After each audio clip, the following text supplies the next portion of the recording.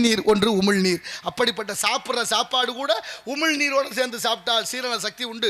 ஒரு உணவுக்கு இன்னொரு உணவு 5 மணி நேரம் இடைவெளி வேண்டும். ஆமா, தயிர், பால், மோர், கீரை இதெல்லாம் இரவுல சாப்பிடக்கூடாது. பசிச்சா மட்டும்தான் சாப்பிடணும். கிடைக்குதுன்னு உள்ள ஓட்டு அமுக்கணும்னா பல வியாதி வரத்தான் செய்யும். அந்த கிழவி நமக்கு சொன்னா ஔவையார் பசித்து புசின்னா. ஆமா, இன்னைக்கு மருத்துவம் நேரத்துக்கு சாப்பிடுங்குது. சரிக்குதோ இல்லையோ தள்ளுறாங்க. நேரத்துக்கு சாப்பிடுங்குது. எதை மாத்திரைய எல்லாத்தையும் தான். சரி, அது போட்டேன். நீங்க உங்க பேரு? குடும்பத்தோட காவல் காக்கிற குடும்பத்தோடவா? ஆமா, பெரிய ராஜதோற்றம் அவை புலவர் மாதிரி தெரியுது. என்னங்க, எங்க அப்பா வந்து குறிஞ்சி நாட்டு மன்னன், குறிஞ்சி நிலத்தின் தலைவர். அதனால பொதுவாக பிரசிடண்ட் என்ன சொல்லிருக்காங்க, நாங்க எல்லாம் குடும்பம் பண்ற தலைவர். ஆமா, எங்க நாட்டுக்கு ஐயாலு உடுசுக்கு எங்க அப்பன் தலைவர் வெங்கடேஷ் மயனா நீங்க? ஆமா, நீங்க வர நம்பிராஜ மயன். சரியா இருக்கட்டும். வேட்டுவ தலைவனுடைய நம்பி மகன். வேடுவ தலைவர் நம்பி மேல அவர் மகனே தான் நானு. இந்த இடத்துல ஒரு பொறுப்பான காவலாளியா நான் இங்க இருக்கேன். என் தங்கச்சி திணைப்புணத்தில் திணை விதிச்சு காவல் காத்துருக்கோம். என் குலக்கடவுள் செந்தூர் ஜெயந்திநாதனுக்காண்டி. சரி, வள்ளிய பார்க்கணும். வள்ளியவா? முடியாது சுவாமி. ஏன்? தாங்கள் நல்லவரா இருக்கீங்க, நல்லாசி நிறைய கொடுக்குறீங்க. ஏன்னா ஒரு பெண்ணை திருமணம் செய்ய மனசு இலகி இருக்கணுமா? மனசு இலகாயிருச்சுன்னா பாரம் இல்லையா? எப்போதுமே துன்பத்தையும் மகிழ்ச்சியையும் சமமா கருதினால் அவர்களுக்கு எந்த கஷ்டமும் இல்லை. கண்டிப்பா. திருமூலர் சொல்றாரு, யாவருக்குமாம் இறைவருக்கு ஒரு பச்சிலை, யாவருக்குமாம் உண்ணும் போது ஒரு கைப்பிடி, யாவருக்குமாம் பசுவிற்கு ஒரு வாயுரை, யாவருக்குமா ஒரு இன்னுரை தானேங்கிறார். பச்சிலை பச்சைனா சிவனுக்கு, ஒரு சிவபெருமானுக்கு இல்ல, பொதுவாக கடவுளுக்கு ஒரு பச்சை இலை. பச்சை இலை. ஆமா, இறைவா என்கிட்ட ஒண்ணுமே இல்லை, இந்த இலையை பறிச்சு உனக்கு சாத்துறேன் அப்படின்னு சாத்திரம். யாவருக்குமா இறைவருக்கு ஒரு பச்சை. நல்ல மனசோட செஞ்சா இறைவன் எதையும் ஏத்துக்குவாருங்க. கல்லால் அடிச்சா சாக்கிய நாயனாருக்கே பெருமை கொடுத்தாருல. ஆமா, கொண்டாட்டியே கொடுத்தவர்கள் வாழ கொடுத்தாருல. கல்லால் அடிச்சான், வில்லால் அடிச்சான், சொல்லால் அடிச்சான், பிரம்பால் அடிச்சான், அத்தனை பேருக்கு நன்மையை கொடுத்த ஈசன் அந்த மலரால் அடித்த மன்மதனை மட்டும் எரித்து விட்டான். அதுக்கு ஒரு காரணம். ஆமா, இருக்கு. மன்மதன் கொள்ள வேலை பாக்குறேன். வள்ளியை பார்க்கணும். என் காதலியை நான் அழைத்து வருகிறேன். தாங்கள் நல்லாசி கொடுக்க வேண்டும். தாண்டா வந்த வேலையை விட்டு வேற வேலை பார்க்க சொல்லி நீங்க கெடுக்கிறது இல்லை சுவாமி. எனக்கும் ஒரு பெண் துணை தேவையில்லையா?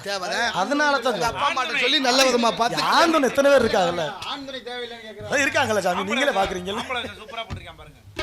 என்னங்கடா இது, என்ன நடக்குது இங்க? ஒண்ணு ஆடு நடக்குது, மாடு நடக்குது, குழப்பமா இருக்கு. சாமி தாங்கள் நல்லாசி கொடுக்க வேண்டும். சரி, கூப்பிடுங்க. கண்ணே தாராவதி. கண்ணே தாராவதி. சுவாமி, தங்களது வருகை வர்ண பகவானோடு நல்வரவாக அமைட்டும். வாருங்கள் வாருங்கள் வாழ்க வாழ்க. அருமையான வரவேற்பு. முகநக நட்பது நட்பன்று, நெஞ்சத்துள் அகநக நட்பது நட்பு என்றபடி அருமையான வரவேற்பு. 7 இசை தானம் இசைப்பவரே, குரல் துத்தம் கைக்கிளை ஒளி இளறி விளறி தாரம் என்று தமிழ்ல 7 இசைக்கும் பேர் இருந்தது. ஆவண்ணா, ஈயண்ணா, ஊவண்ணா, ஏயண்ணா, ஐயண்ணா என்ற 7 எழுத்துக்கள் தமிழ் இசையாக இருந்தது. தமிழிசை மூவர்கள் இந்த நாட்டில் இருந்தார்கள். ஆனா இன்னைக்கு இசை சாம்ராஜ்யம்னா யார சொல்றான்? தியாகராஜ பாகவதர், தியாக பிரம்மம், முத்துசாமி தீட்சிதர், சியாமலா சாஸ்திரி 3 பேருக்கு தான் தியாகராஜ ஆராதனை என்று திருவையாறுல வருஷந்தோறும் நடக்குது. அவங்க பிறக்கிறதுக்கு முன்னாலே 100 வருஷத்துக்கு முன்னாலே தமிழிசை மூவர்கள் என்று சீர்காழி மூவர்கள் இருந்தார்கள். அவங்க பேரு வெளியில வரல. அவங்க 3 பேர் யாரு? தமிழ்லே பாடியவர்கள். அருணாச்சல கவிராயர், முத்துத்தாண்டவர், மாரிமுத்தா பிள்ளை என்ற 3 பேரும் தமிழுக்கு தொண்டாற்றிய மகான்கள். அப்படிலாம் மழை பெருசா பெய்யாதுதான். உட்காருங்க வேகமா. அப்படியே ஒரு சொட்டு மழை விழுந்ததும் கிளம்பிடுவீங்க. இந்த மழையெல்லாம் பெய்யாது. இந்த மழை வந்து தூங்குறவங்கள பூரா எழுப்புறது. பாவத்தை தாங்குற நம்ம புண்ணியத்தை தாங்குறது இல்ல. எங்க எவ்வளவு இருந்தாலும் பரவாயில்ல, ஏத்துக்கிடுவோம். தூரல் விழுந்துட்டா உடனே ஓடிடுவோம். இந்த நாட்டில் 2 இடத்துல தான் அதிகமாக மழை பெய்ததான். ஒன்று சிறபுஞ்சி, இன்னொன்று பவானி. இன்னைக்கு மழை என்பது கேள்விக்குறியாகி நிற்கிது. புயல் வந்தால் மட்டும்தான் மழை வருது. ஆனாலும் நம்ம லேசா தூரணும் இருக்க மாட்டேது. ஏன்? இந்த காரணமெல்லாம் மருவியது என்ற உணர்வு இருக்கணும். இப்போ இசையில் பாடுவதில் வல்லவர்களான மும்மூர்த்திகளை மாற்றி வைத்திருக்கிறோம். கொண்டாடாமல் போனது தமிழருடைய பெருமையா சிறுமையா என்பதை யோசிப்போம். அந்த வகையில் அழகான வரவேற்பு நீ கொடுத்ததுனாலே வாழ்த்துவது கடமையாக. 2 வைங்க தம்பி. சாரி தமிழான உருவந்தான் தந்தவான், தமிழான உருவந்தான் தந்தவான், தமிழ் தந்தவான் திருமாரி தமிழான உருவந்தான் தந்தவான்.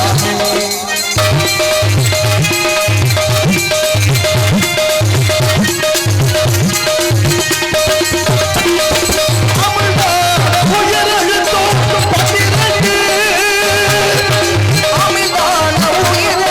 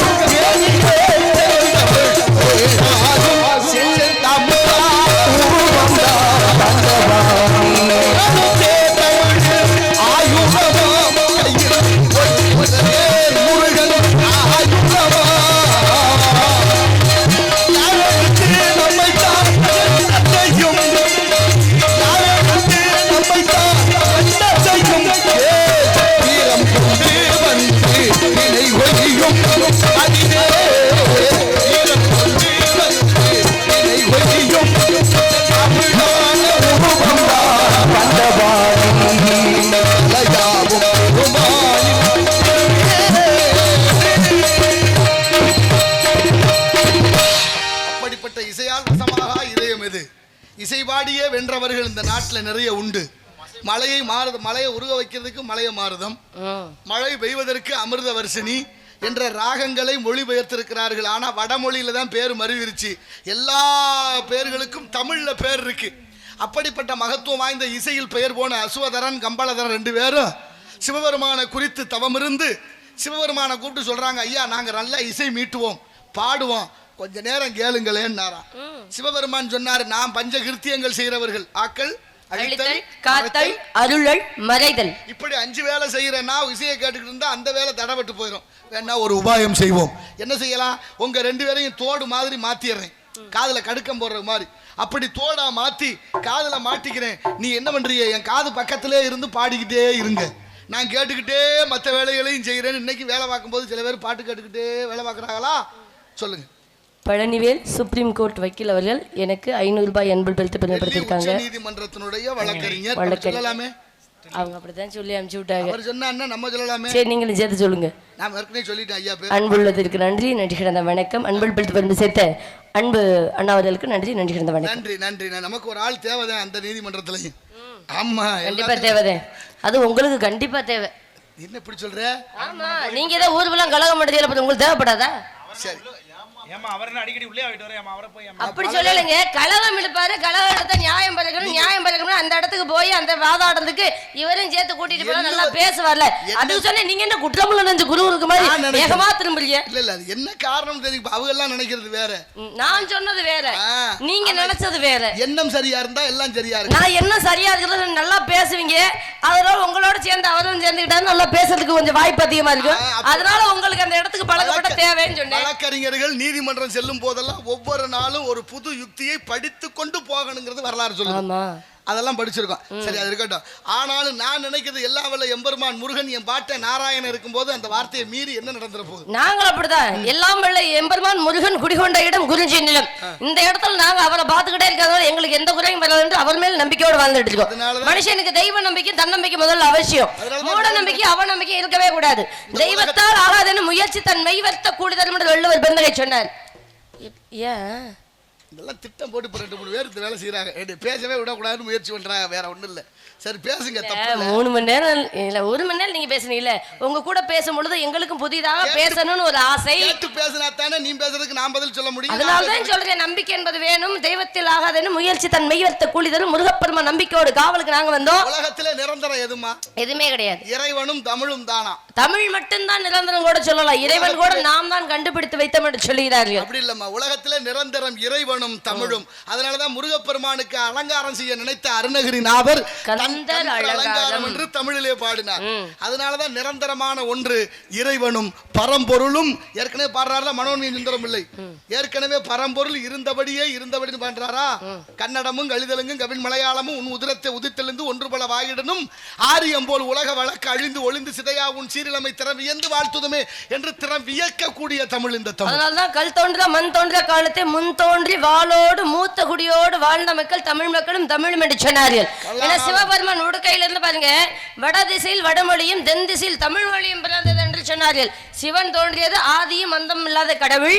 அப்பேற்பட்ட கடவுள் இருக்கிற கையில் உடுக்கையாகப்பட்டதிலிருந்து வடமொழியில் வடதிசை என்று சொல்லக்கூடிய அந்த சமஸ்கிருதமும் தென் திசை நோக்கி தமிழ் மொழியும் பிறந்தது என்று சொன்னார்கள். இடையில வந்த வேலை எதை விட்டுறக்கூடாது, மனசு நோகிடக்கூடாது. அடிச்சாலும் பாம்பு நோகாம பாம்படிக்கிற கம்பு நோகாம. அடிச்சாலும் பாம்புக்கு நோகாம கம்புக்கு நோகாம அடிக்கிறது. அதை அடிக்கணும், அடிச்சது மாதிரி தெரியக்கூடாது. நடத்துறான் இல்ல, சரி மக்களை சுரண்டிய ஒரு கூட்டம் இருக்குல்ல, இலவசம்னு சொல்றது மட்டும் இல்ல. அப்படிலாம் சொல்லக்கூடாதுங்க. ஏங்க முட்டாள் என்று சொல்லக்கூடிய ஏமாறுபவர்கள் இருக்கிறவர்கள் ஏமாத்தவர்கள் இருப்பாங்க. அப்படின்னா தெளிவுங்கிற ஒண்ணு தெளிவு ஒண்ணு நம்ம தாங்க வச்சுக்கணும். ஏன் மனுஷனுக்கு மட்டும் ஆறாத அறிவு பகுத்தறிவுன்னு ஒண்ணு வச்சிருந்தாங்க. எல்லாருமே கால்நாள தான் நடந்து போறோம். ஆனா கால்நடைன்னு 5 அறிவு பண்ணிட்டு படைச்ச விலங்குகளுக்கு தான் பேரு. நம்மளும் கால்நடை தான் நடக்கிறோம். ஏன் நம்மளுக்கு கால்நடைன்னு சொல்றது இல்ல? ஏன்னா கண் போன்ற போக்கில் கால் போகலாமா அப்படின்னு சொன்ன மாதிரி அதுகளுக்கெல்லாம் போற போக்குல போயிட்டே தான் இருக்கும். கால் போன போக்குல விலங்குகள் போகுது. ஆனா நம்ம பாருங்க, இது இங்க போகணும், இங்க போக கூடாது, இங்க செய்யணும், இத செய்ய கூடாது, இத பேசணும், இத பேச கூடாது அப்படின்னு 6000 புத்தி யாருக்கு இருக்கு? மனுஷனுக்கு தானே இருக்கு. மனம் போன போக்குல போறதுனால தான் இவர்கள் எல்லாம் மனிதர்கள். மனசுன்னு ஒண்ணு இருக்கு, நினைக்கிற கருவி எல்லாருக்கும் இருக்காங்கறதா இங்க பிரச்சனை. எல்லாருக்கும் இருக்கா அப்படின்னு பிரச்சனை சொல்ல கூடாது. எல்லாருக்கும் இருக்கு, எல்லாரும் செயல்படுத்தினால் அது சரியாக இருக்கும். பிறக்கும் போதே சிலது எப்படி சொல்றது, எப்படி அத மகன் பாலகன், மைந்தன், மகனே அப்படின்னு 4-5 வார்த்தை இருக்கு. சரி. யார் சொல்றா? அம்மா பிள்ளை சொல்லலாம். அருணகிரியாரே சொல்றாரு. சரி. மகனே வருக, மைந்த வருக, என் ஆருயிர் வருக, முளை உண்க வருக, எண்கண் வருகன்னு பாடுறாரு திருப்புகள்ல. மகனேனாலும் மைந்தன்னாலும் ஒண்ணுதானே, பாலகன்னாலும் ஒண்ணுதானே, பிள்ளைனாலும் ஒண்ணுதானே. ஆமா. ஏன் இத்தனை வார்த்தை வச்சாரு? ஏன்னா மகனேன்னா அர்த்தம் வேற, மைந்தன்னா அர்த்தம் வேற, பிள்ளைன்னா அர்த்தம் வேற, புதல்வன்னா அர்த்தம் வேற. என்ன காரணம்? மகனே அப்படின்னா தன் குடும்பம் மட்டும்னு பாக்குறவன் தான் மகனா. சரி. மைந்தன்னா தன் குடும்பம், சின்னம்மா குடும்பம், பெரியப்பா குடும்பம், பக்கத்து வீட்டு குடும்பம், நண்பன் குடும்பம் எல்லாத்தையும் சேர்த்து பாக்குறது. அதனாலதான் மைந்த வருக. புதல்வன்னா என்ன அர்த்தம்? கடைசி காலத்துல பிள்ளைகள் அப்பாவுக்கு தொந்தரவு இல்லாம இருந்து கொல்லி போடக்கூடிய தன்மையோடு வளர்றவன் பிள்ளை. புதல்வன். பிள்ளைன்னா தொல்லைன்னு அர்த்தம். அப்பா சம்பாரிச்சு வச்சு பிள்ளைங்க சேர்ந்து படுத்துக்கிட்டு சாப்பிட்டு அழிக்கிறது இருக்கா இல்லையா?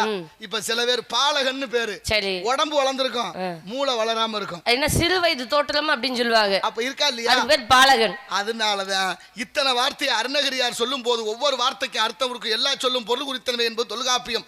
நீ சொல்றது மாதிரி எல்லாம் ஒரே மாதிரி இருந்துறது இல்லதான். ஆனா படைத்தவன் அப்படியும் படைக்கிறது.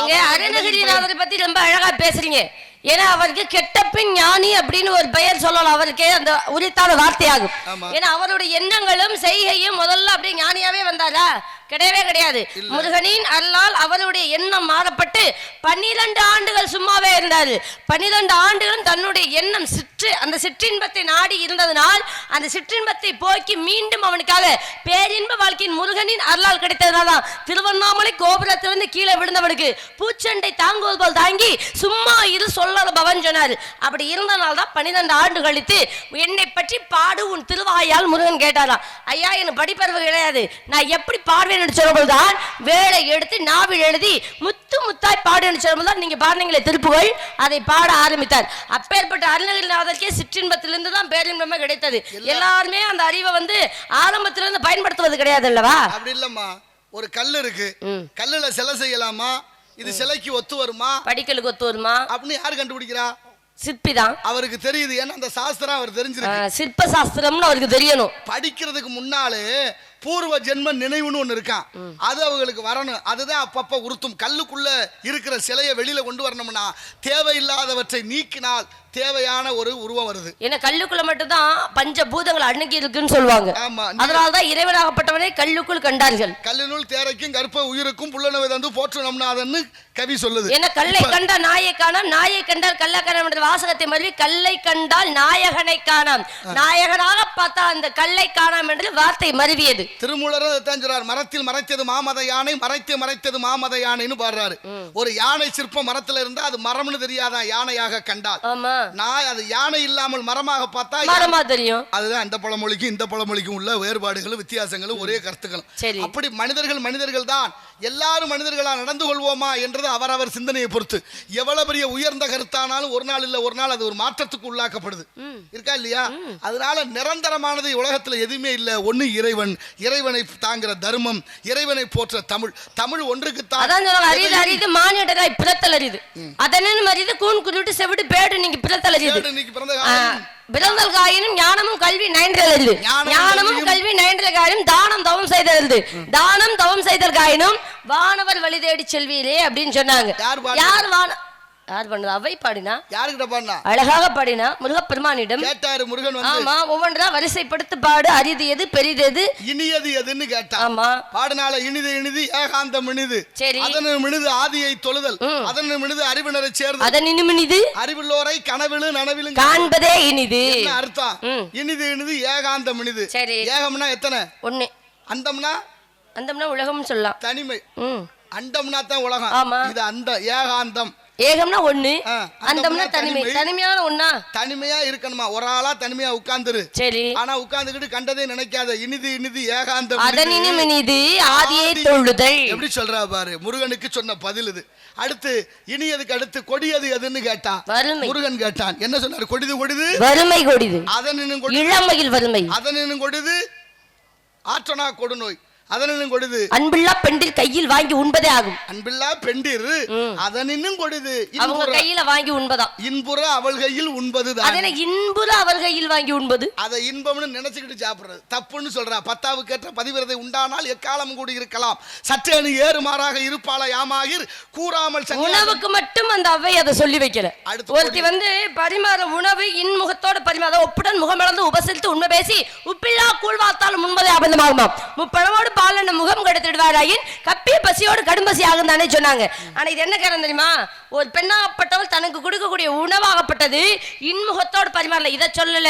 தன்னுடைய வாழ்க்கையிலும் தன்னுடைய கணவனுக்கு இல்லறத்தில் இன்முகத்தோடு இருந்தால்தான் அந்த வாழ்க்கை இனிக்குமா, இல்லைன்னா அது கசக்கும்னு 2 விதமா சொல்லி வச்சாங்க. அவதான் சொல்றா, சித்திரமும் கைப்பழக்கம் செந்தமிழ் நாப்பழக்கம் வைத்ததொரு கல்வி மனப்பழக்கம் நித்த நடை நடை பழக்கம் இதெல்லாம் பழகி பழகி கத்துக்கலாம். நட்பும் தயையும் கொடையும் பிறவி குணம். அது மாதிரி ஒவ்வொருத்தருக்கும் ஒரு குணம் இருக்கு. அது வெளிப்படும் போது தெரிஞ்சிடாது. குணம் நாடி குற்றம் நாடி அவற்றுள் மிகை நாடி மிக்க கொள்ளல் என்றார் ஔவையார். பாடுனது ஒரு பெண்ணு கொடுமையா இருக்கிறா, கணவன் ரொம்ப சாந்தமா இருக்கிறா, இப்படி கொடுந்தேலா இருக்கிறாளே உனக்கு ஏற்ற மாதிரி மனைவி இல்லைன்னா நீ சன்னியாசம் போன்னு பாடுனா. சொன்னால அப்படி ஒரு பொம்பளை கையில நீ சாப்பிடுறது வேணும். காணக்கண் கூசுதே கையெடுக்க நானுதே வீணுக்கு என்பெல்லாம் பற்றி எரிகின்றது ஐயையோ அன்பிலால் இட்ட அமுது. பெண்ணுன்னா எப்படி இருக்கணும்? சாந்தமா இருக்கணும்.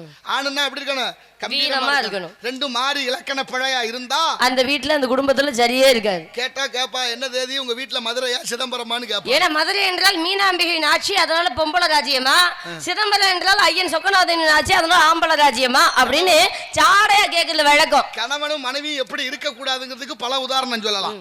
ஒருத்தர் என்ன பண்ணாரு, வேக வேகமா சிவபூஜை பண்ணிக்கிட்டு இருந்தாரு. ஓம் சிவாய நம, ஓம் சிவலிங்காய நம, ஓம் பவாய நம, ஓம் பவலிங்காய நம, ஓம் ஏகாய நம ஏகதந்தாய் சொல்லிட்டே இருக்காரு. ஒரே ஒரு வில்வ இலை கிள்ளி கிள்ளி போட்டுக்கிட்டே இருந்தாரு. இலை முடிஞ்சு வச்சு வெறுங்கையை ஆட்டிட்டாரு. சாமி பாக்குறாரு, என்னையே ஏமாத்துறீரா, இலை எவ்வளவு நேரத்துக்கு வரும், நீ என்னையே ஏமாத்தினா உலகத்தை எவ்வளவு ஏமாத்த சிரிப்பாருல்ல. அவர் என்ன பண்ணாரு, வேக வேகமா ஒரு ஊருக்கு பஜனைக்கு போலான்னு கிளம்பி போனாரு. 3 மைல் போனவர் திரும்பி வந்தாரு. வீட்டுக்காரம்மா கேட்குது, என்னங்க வேகமா போனீங்க திரும்ப வந்துட்டீங்களே. ஒன்றும் இல்லை, வேண அவசரத்தில் விளக்கு அணைக்காம போயிட்டேன், என்ன எரிஞ்சு தீந்துட போகுதேன்னாரு. அந்த அம்மா சொன்னா, உங்க மனைவியா இருந்துக்கிட்டு அதை கூட செய்யாம இருப்பனா, நீங்க அந்த பக்கம் காலடி எடுத்து வச்சோன்னே நான் விளக்க அணைச்சிட்டேன்னா அவ. இப்ப இவ கேட்கிறா, 3 மைல் நடந்தே வந்தியில செருப்பு தேஞ்சிருக்குமேன்னா.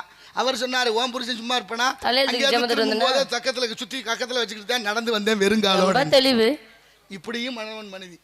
ஆனாலும் விருத்தாச்சலத்துல விருத்தபுரீஸ்வரர் அன்றாட வணங்கிய சிவகுரு ஆரியாம்பாள்னு 2 பேர் ரொம்ப நாள் குழந்தை இல்லாமல் தூங்குற போது கனவுல இறைவன் வருகிறான்.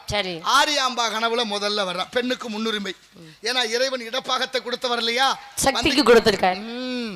இடப்பாகம் பெண்களுக்கு சதவீதத்தை பிரிச்சு கொடுத்தது முதல் அவர் தான். அதனால்தான் பெண்களுக்கு இன்னுமே இந்த விழா எலும்பு என்று சொல்லக்கூடியது ஆண்களை காட்டிலும் ஒரு எலும்பு அறிவியல் ரீதியாக அதிகமாக 1 மட்டும் அதிகமா இருக்கும் இருக்கு. அதனாலதான் பாடக்கம்பு கூட ஒரு கம்பு சேர்த்து வச்சு கட்டுற வழக்கங்கள் எல்லாம். அதனாலதான் பெண்களுக்கு இடுப்பில் குழந்தையாகப்பட்டதும் பானை தூக்கும் பொழுது அது தாங்கும். ஆனா ஆண்களுக்கு தாங்குவது கிடையாது. ஏனென்றால் அந்த ஒரு எலும்பாகப்பட்டது பெண்களுக்கு கொடுக்கப்பட்டதும் அன்றைய சொல்லி வைத்தார்கள். அதனாலதான் தண்ணி குடத்தை இடுப்புல வைக்கிறது, நாங்க நல்லா எதவா இருக்கிறதுக்கு அதெல்லாம் சரியா இருக்கும். ஆனா உங்களுக்கு எல்லாம் மொத்தமா தான் எங்கிட்ட தூக்கி வைக்கிறது. உங்களுக்கு என்ன இடுப்பு இருக்கிற எங்களுக்கு இருக்கே, ஏன் தெரியாது? ஆட்டுக்கல்லு அம்மிக்கல்லு உரலு உலக்க அந்த வேலை. என் வீட்டுல எல்லாம் ஆட்டுக்கல்லு அம்மிக்கல்லு திருக முதற்கொண்டு வாங்கி வச்சிருக்கேன் பாக்குறதுக்கு காட்சி பொருளா. வேற ஒருத்தர அரைக்கிறது இல்லாத என்னத்தை சொல்றது. நாளைக்கு வாங்கி வச்சிருக்கேன் என் பிள்ளைகளுக்கு எல்லாம் நாளைக்கு காமிக்கணும். இதுதான் ஆட்டுக்கல்லு அம்மிக்கல்லு திருக, இப்படிலாம் நம்ம முன்னோர்கள் பயன்படுத்தணும், நாமளும் பயன்படுத்தணும் அப்படின்னு காட்டணும். ஒரு அம்மா சொன்னாலாம், என்னன்னு, பேத்திக்கு டேடி இங்க வாடி, இதுதான் பேத்தி அவங்க பாட்டி காலத்துல இதுதான் அடுக்கு பானையா நெல்லு பானை, இதுதான் மிளகா பானை, மொடான்னு சொல்லுவாங்க, புளிப்பானை அப்படின்னு ஒவ்வொன்றையும் வைக்கிற பொருளை காமிச்சாலாம். சரி. அப்புறம் கொஞ்ச நாள் அம்மா வந்து சொன்னாலாம், இது புளிப்பானை இருந்த இடம், இது உப்பு பானை இருந்த இடம், இது மிளகா பானை இருந்த இடம்னு இடத்த காட்டினா. சரி. இப்ப நான் என் பிள்ளைக்கு என்ன காட்டுறேன்னா அவ புலம்புனாலாம். அவங்க எல்லாம் அதெல்லாம் காட்டி வந்தாங்க. இப்ப ஒண்ணும் இல்லாம போச்சு. இப்பெல்லாம் எப்படி காட்டக்கூடாதுங்க. எங்க அம்மா அப்பா எல்லாம் என்னுடைய மாமனார் மாமியார் எங்க இருக்காங்க, முதியோர் இல்லத்துல இருக்காங்க, அப்படி காட்டி வளர்க்கிறாங்க. அப்ப நாளைக்கு நம்ம பிள்ளை நம்மளே அப்படித்தானே சேர்க்கும். எப்படி பெற்றவர்களை பார்த்து பிள்ளைகள் வளர்கின்றதோ அது போலதான் நமக்கும் அந்த கதி நடக்கும் என்று தெரியணும். என்ன விதைக்கிறோமோ அதுதான் திரும்ப அறுவடைப்பட முடியும். இப்ப கனவுல வந்து இறைவன் கேட்கிறார் ஆரியம்பா கனவுல, என்ன கேட்டாரு, என் கோயிலுக்கு என் வாசலுக்கு அலையிற குழந்தை இல்லாம இருக்க, ஆமா ஒரு குழந்தை கொடுக்கலாம்னு நினைக்கிறேன், எப்படி புள்ள வேணும்னு கேட்டார். சரி. நம்ம எல்லாம் என்ன கேட்போம், அழகா இருக்கணும், அறிவா இருக்கணும், நல்ல நீண்ட ஆயுசோட இருக்கணும், செக்கச்சவேர்னு இருக்கணும், அதை விட நிறைய சம்பாதிக்கணும், அப்படி என்னென்ன வேணுமோ கேட்போம். அந்த அம்மா சொன்னா, எனக்கு குழந்தை கொடுக்குறேன்னு நீங்க சொல்றீங்களே, நான் எதுக்கு என் வீட்டுக்காரரை கேட்டு சொல்றேன். கனவுல நேர்ல கூட இல்ல, என் வீட்டுக்காரரை கேட்டு. இன்னைக்கெல்லாம் சில வீட்டுகளில் ஏமா ஒரு 10 லட்ச ரூபா பணம் வருது, ஏதாவது பண்ணிக்கலாமா தெரியாம வச்சுக்கலாமா வீட்டுக்கு அந்த ஆள்கிட்ட சொல்லி தொலைஞ்சிடாதீங்க, காரியம் கெட்டு போயிடும். வாங்கி தர்றேன், வாங்கி இருக்கா இல்லையா? இருக்கு. அதே ஆம்பளால போய் கேட்டு பாருங்க. அவ பக்கத்துல ஒரு வார்த்தை கூட போட்டுறாதீங்க, தெரியாம நானே கட்டிக்கிறேன்னு சொல்லிடுவாங்க இந்த ஆம்பளை எல்லாம். இருக்கா இல்லையா? ரெண்டு பக்கமும் சிக்கல் இருக்கு. ஆனாலும் அவர் சொன்னா, அந்த அம்மா சொன்னா, என் வீட்டுக்காரரை கேட்டு சொல்றேன்னா, கனவு அப்படியே மறையுது. ஐயா கனவுல போறாரு, ஐயா கிட்ட போய் அதே வார்த்தையை சொல்றாரு. அவரும் பாருங்க ஒருமித்த கருத்தோட சொன்னாரு, என் மனைவியை கேட்டு சொல்றேன்னாரு. நல்லறமாக ரெண்டு பேரும் தூக்கத்துல இருந்து விழிக்கிறாங்க. கனவு முடிஞ்சிருச்சு. ஏமா இந்த நேரத்துல எந்திரிச்சா? ஒரு கனவு. நீங்க ஏன் எந்திரிச்சியா? எனக்கு ஒரு கனவு. என்ன கனவு? இந்த மாதிரி வந்தது. நீ என்ன சொன்ன? நான் உங்களை கேட்டு சொல்றேன்னு சொன்னேன். உங்களுக்கு கனவு, நானும் ஒன்றை கேட்டு சொல்கிறேன்னு ரெண்டு பேரும் சேர்ந்து பேசி முடிவு பண்ணி, நமக்கு என்ன வேணும்னு அந்த கடவுளுக்கு தெரியாதா, இறைவனுக்கு தெரியாதா? நம்மளா விருப்பம் சொல்லணும். வேண்டத்தக்கது அறிவோயினி, வேண்ட முழுதும் தருவோயினி, பாலுக்கு பாலகன் வேண்டி எழுதிட பார்க்கடல் ஈந்த பிரான். ஒரு குழந்தை அழுததுக்கே பார்க்கடலே கொடுத்த சிவபெருமான், தாயினும் சாலப்பருந்து என்று பாடிய அந்த பாட்டுக்குடையவன், நமக்கு என்ன வேணும் கொடுக்க தெரியாதான்னு பொறுமையோடு இருந்தார்கள். அப்படி இருந்த இடத்துல கொடுத்த குழந்தைதான் ஆதி சங்கரர். தன் தாய்க்காக கிழக்கே ஓடிய நதியை மேற்கே திருப்பிய மகான் ஆதி சங்கரர். கனகதாரா சோத்திரம் பாடி பொன்மாரி பொழிந்த கதைகள் எல்லாம் இந்த உலகத்துல உண்டு. அப்ப என்ன சமயங்களை வழிவகுத்தார் என்ற ஒரு பெயரும் உண்டு அவருக்கு. 72 மதங்களை குறைச்சி 6ஆக வழிவகுத்தவர் அவர்தான். ஏன்னா சைவம், வைணவம், கணபத்தியம், சாவுரம், சாக்தம், சக்தம் என்று சொல்லக்கூடிய 6 வகையும் சொன்னாங்க. ஆமா. என்னென்ன வழிபாடு? சைவம், அது சிவனை பட்டையோட வணங்குறது. வைணவம், நாமம் போடுறது. சௌரம், சௌரம் அப்படின்னா சூரிய பகவானை வணங்குவது. சௌரம்னா சூரியன். காணாபத்தியம், விநாயகர் பெருமானை வணங்குறது. ஆமா. கௌமாரம், முருகப்பெருமானை வணங்குறது. சக்தி வழிபாடு ஒன்று இருக்கு. ஆமா, சாக்தம் என்று சொல்லக்கூடிய சாக்தம். மொத்தம் 6 வழிபாடு இந்த உலகத்துல உண்டு. சிவனுக்கே 4 சக்தி: அருள் சக்தி, போர் சக்தி, புருஷ சக்தி, கோப சக்தி. அருள் சக்தி உமாதேவியார், கோப சக்தி காளி, போர் சக்தி துர்க்கை, புருஷ சக்தி விஷ்ணு. எம்பெருமான் முருகனுக்கு 2 சக்தி, ஒன்று ஞானா சக்தி, இன்னொன்று கிரியா சக்தி. அதனாலதான் ஞான பூரண சக்தி தரித்தருள் பெருமாள். அதனால சிக்கலில் வேல் வாங்கியாலும் வேல் என்று ஞானா சக்தி என்று பெயர். கிரியா சக்தி என்று சொல்லக்கூடிய திருப்பரங்குன்றத்தில் தெய்வ யானை மன்வந்தரால் அவள் பெயர் கிரியா சக்தி என்று பெயர். நம் மனிதர்கள் தன்னை உணர வேண்டும். அதுக்கப்புறம் எல்லாத்தையும் சமநிலையா பார்க்க வேண்டும். ஒன்றாக காண்பதுவே காட்சி, ஒன்றாக காண்பதுவே கவனம் என்ற அந்த சிந்தனைக்கு வந்து விடணுமா? அப்பதான் உள்ளே இருக்கிற அறிவு பிரகாசப்படுறதுக்கு தான் படிக்கிறது, அறியாமையை போக்குறதுக்கு. எப்படி இப்போ ஒரு மரம் இருக்கு, ஒரு வியாபாரி பார்த்தாருன்னா எவ்வளவு விறகு தேரும்னு பார்ப்பாரு. ஆமா. அதே நேரம் ஒரு ஆசாரி பார்த்தாருன்னா நிலை எத்தனை தேரும், ஜன்னலுக்கு எத்தனை வரும், அவரு கணக்கு அப்படி போகும். ஒருவேளை ஒரு சிற்பம் செய்யறவர் பார்த்தாருன்னா எப்படி ஒரு சிலை செய்யலாம் அப்படின்னு அவர் யோசிப்பாரு. அப்ப பாக்குற பொருள் ஒண்ணுதான், ஆனா கண்ணோட்டங்கள் வேற அல்லவா? ஒரு 2 பொம்பளை பிள்ளைங்க வாய் வலிக்காது. வாய் வலிக்குதா? இல்ல கேட்கல. அப்புறம் அதுக்கு தானே வந்தோம், வாங்குறோம்ல, பேய்த்தானே ஆகணும். ஒரு பெரிய ஊரணில 12 மணிக்கு போய் ஒரு பொம்பளை பிள்ளை குளிக்கிறா. இரவா பகலா? பகல்ல இல்ல, இரவுல. சரி. இரவு 12 மணிக்கு. அந்த பொண்ணு என்னன்னா பெரிய குடும்பத்துல வாக்கப்பட்டவ. ஆமா, நாத்தனாரு அங்கேயும். அப்ப 12 மணி இல்ல, அவ 4 மணிக்கு கூட போய் குளிக்கலாம். அப்படின்னா எல்லாம் அந்த காலம். இப்ப அம்பிட்டு வேலைகள் இருக்கும், பெரிய குடும்பம், கூட்டு குடும்பம், அம்பிட்டு வேலைகள் இருக்கு. அதனால 12 மணிக்கு இரவு போய் குளிச்சிருப்பா. எல்லாம் முடிச்சுட்டு போய் குளிச்சா. சரி. எதிர்த்த படித்துறையில அந்த கரையில ஒரு பொண்ணு வந்து குளிக்கிறா. சரி. அவ என்ன பண்றான்னா விலை மாது, ஆண்களுக்கு சொகத்தை கொடுக்கிறவ. ஆமா. அவ வந்து குளிக்கிறா. இப்ப இவ இங்க இருந்து நினைக்கிறா, இந்த ஊருக்குள்ள நம்ம ஒரு ஆள் தான் இந்நேரத்துல வந்து குளிக்கிறோம் நினைச்சோம். நம்மள காரில் ஒருத்தி வந்து குளிக்கிறா அப்படின்னா அவளும் பெரிய வீட்டுல வாக்கப்பட்டிருப்பா அவளே இருக்கு. சரி, பாவம், அவ வீட்லயும் நிறைய வேலை இருந்திருக்கு, வேலையை முடிச்சுட்டு இப்ப தான் குளிக்கிறான்னு இவ நினைச்சா. அவ நினைக்கிறா நம்ம ஒரு ஆள் தான் இந்த ஊர்ல இந்த வேலை செய்யறோம் நினைச்சா. காசி பெண்ணு நினைத்தோம். அவளும் ஒருத்தி இருப்பா அவள இருக்குன்னு அவ நினைச்சா. காரணம் அவ என்ன அது, இவ என்ன இது. எண்ணங்களை உயர்வாக வைக்க வேண்டும்ங்க. எப்பொழுதுமே எண்ணங்கள் உயர்வாக வைத்தால் என்றால் என்னைக்காவது ஒரு நாள் உயர்ந்த எண்ணம் நமக்கு நிறைவேறும் என்று சொன்னார்கள். ஆகா, அப்புறம் என்ன? வாங்க ராசா. முருகா, எம்பெருமானே வாங்கப்பா. எங்கப்பா ஆளுகள்லாம்? வந்தாச்சுப்பா. இப்படி கதைகளும் காரியங்களும் காரணங்களும் நிறைய இருக்கு. அப்படி குதிரை வாங்க போனவர் தான் மாணிக்க வாசகர் பெருந்தகை, திருவாத ஊரார் அவருக்கு பேரு. எதுக்கு கோயில் கட்டினாரு? அவர் கனவுல வந்து இறைவன் ஆட்கொண்டார். எனக்காக இந்த இடத்துல ஆலயம் எழுப்ப வேண்டும் என்று சொன்னார். காசு கொடுத்தது அரிமர்த்தன பாண்டியன். குதிரை வாங்குவதற்காக, பரி வாங்கி வர வேண்டும் போருக்காக. மன்னருக்கு குதிரை தேவைப்படுது, அடுத்த நாட்டுக்கு போரிட போகணும்னு நினைச்சாரு. சரி, குதிரை எல்லாம் பழைய குதிரை ஆகி போச்சு, பழைய கிளவி ஆகி போச்சு, வயதாகி போச்சு, கிழட்டுத்தனமா வந்துருச்சு அப்படி சொல்லுங்க. அதனால சரின்னு குதிரை வாங்கலான்னு காசு கொடுத்து விட்டாரு. காசை வாங்கிட்டு போனவர் கோயில் கட்ட வேண்டிய அவசியம் ஏன்? இங்க நீங்க சொன்னீங்களே ஞானியாக வேண்டும் என்றால் எப்ப எந்த நேரத்தில் இறைவன் ஆட்கொள்ள வேண்டும் என்று, அது போல பாருங்க ஒரு இடத்துல போய் களைப்புல இளைப்பாறலாம் என்று அப்படி தூங்குறாரு அயர்ந்து. அப்படி தூங்கும் பொழுதுதான் கனவில் அந்த ஆட்கொண்டு தான் எம்பெருமான் சிவபெருமான் ஆகப்பட்டவர். இந்த இடத்துல எனக்காக ஆலயம் எழுப்பு அப்படின்னு இறைவன் மீது நம்பிக்கை வைத்ததால் ஆலயத்தை எழுப்புறார். எப்போதுமே தட்சிணாமூர்த்தின்னு குரு இருக்காருல்ல, ஆமா, அவர் என்ன பண்றாரு? பேசுறாரா? இல்ல, மௌனத்துல இருக்காரு. இருப்பாரு. சுத்தி இருக்க 4 பேர் யாரு? சனகாதி முனிவர்கள் என்று சொல்வார்கள். உங்க கூட பிறந்தவங்க, எனக்கு முன்னே பிறந்தவர்கள், அண்ணன்மார்கள் தானே? ஆமா, எங்க அண்ணன்மார்கள் சவுனகாதி முனிவர்களும் மௌனத்துல இருக்கிறாங்க, அவரும் மௌனத்துல இருக்கா. ஏன் எப்படி இருக்காங்க? சில பேருக்கு மௌனத்திலேயே உணர்த்துறதா வேதத்தை. அப்படி வேதத்தை 4 பேருக்கும் உணர்த்திய கோலம் தான் அந்த தட்சிணாமூர்த்திங்கிற கோலம். தட்சிணாமூர்த்தி என்ற அவரையும் குருநாதன் தான் சொல்லுவோம். குருநாதனா ஆசிரியர். சரி, இன்னொருத்தரும் குருன்னு சொல்லுவோம்ல நவக்கிரகத்துல. அவர் யாரு? ஒரு குரு இல்ல, 2 குரு இருக்கு. யாராரு? வியாழ பகவான், வெள்ளிங்கிற சுக்கிரன். சுக்கிரன் வந்து அசுரகுல குரு, வியாழன் என்பது பிரகஸ்பதி என்று சொல்லக்கூடிய தேவர்களுக்கெல்லாம் குரு. இப்ப குரு பேச்சுனா யாரை கும்பிடணும்?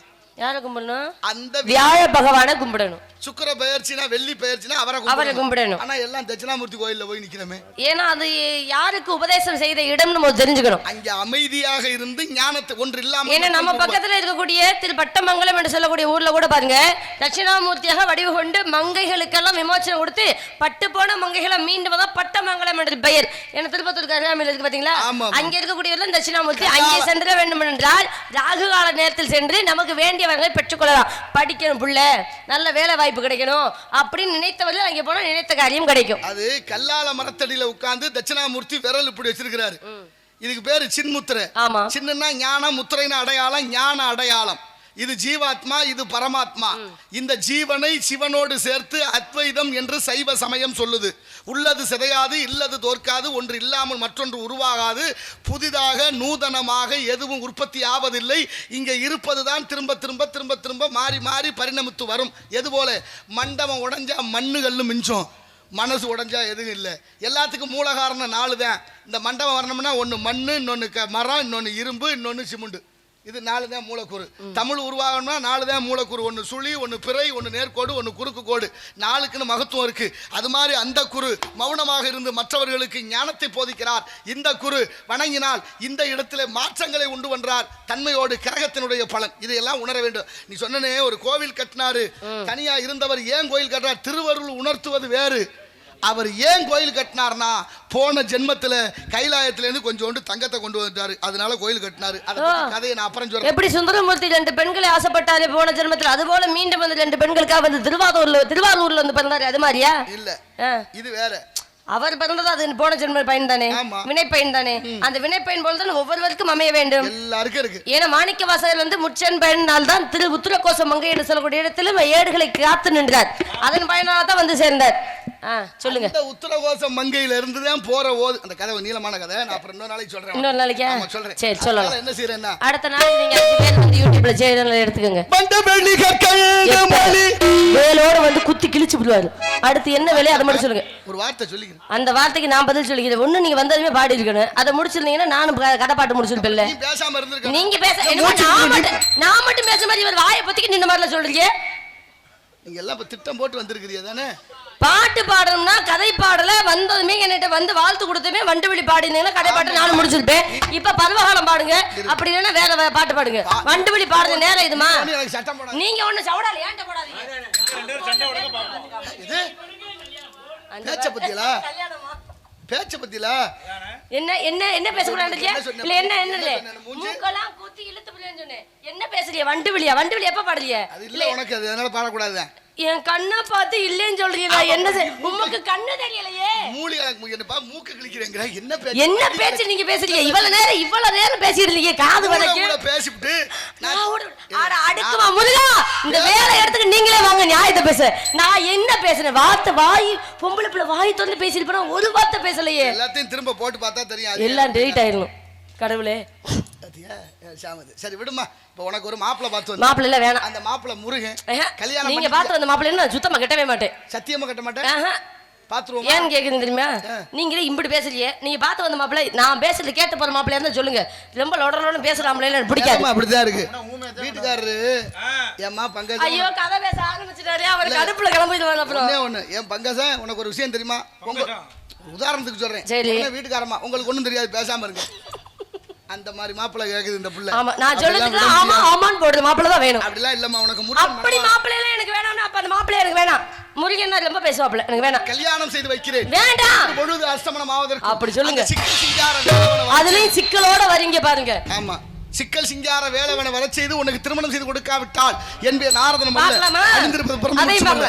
சத்தியம். எனக்கு சந்தேகம் சத்தியம் பண்ற மாதிரி இந்த முருகன் சிக்கலோட வந்து இங்க என்ன திருமணம் பண்ற இடத்துல நீங்க வரணும். இன்னைக்கு மட்டும் எஸ்கேப் ஆகி ஓடுனீங்க பேக்கெல்லாம் புடுங்கி வச்சிருக்கேன் பாத்துக்கங்க. வச்சுக்க யாரு வேண்டாம் நாளைக்கு கொண்டு வந்து ஒருத்த நாட்டுல கொடு. எதுக்கு நான் ஒருத்த நாடு கொடுவேன்? நான் ஆப்பனூர் ஓடுங்க. அந்த டோப்பு தான் இருக்கு வேற என்ன இருக்கு பேக்ல? என்ன பிஜில் வீடியோ போஸ்ட் கட்டி 25000 ரூபாய் 25000 கொடுத்து இது எவ்வளவு தெரியுமா? ஒரிஜினல் போட்டு வளர்த்துறியே பேசுங்க அப்புறம் சண்டைக்கு வர போறாரு. கிளம்புங்க போங்க போயிட்டு வாங்க. முருகா வேலா கந்தா கடமா சீக்கிரமா ஓடி வாருங்கள். நான் உங்கள் பெற்ற இன்பத்தை நீங்களும் பெற வேண்டும்.